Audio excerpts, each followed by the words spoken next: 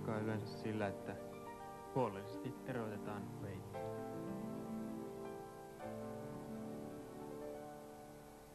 Tässä toimitaan aika lailla tämän materiaalin ehdoilla ja siksi on tärkeää, että työvälineet on kunnossa.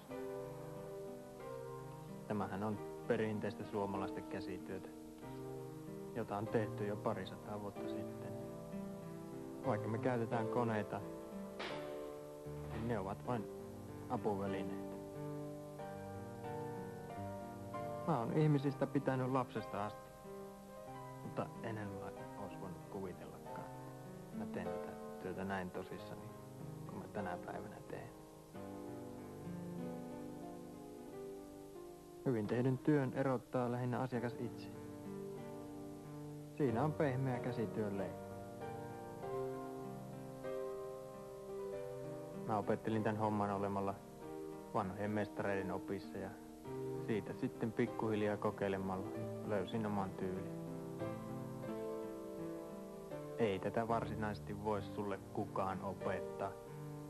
Sun pitää itse selvittää itsellesi ne asiat. Tämähän on kuitenkin luonnonmateriaali ja on toimittava sen ehdoilla. Kyllähän sieltä yllätyksiäkin tulee. Kertaakaan ei kuitenkaan ole asiakas valittanut.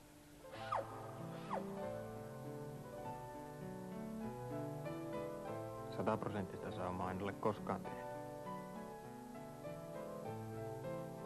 98 on jo juhlimisen arvo. Huolella tehty työ näkyy nurjallakin puolella. Siinä ei saa niin kuin fuskata missään vaiheessa.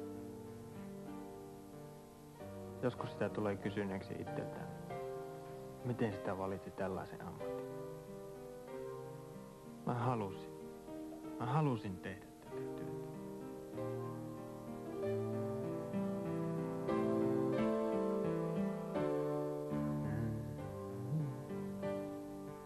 Viimeistely on tärkeä.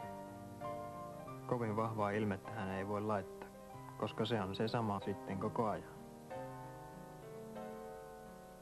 Siinä asiassa en ole vielä joutunut antamaan periksi, että veisin töitä kotiin. Sen tekee joku muu, en minä. Samalla tinkimättömällä ammattitaidolla tehdään myös suomalainen lyhytelokuva.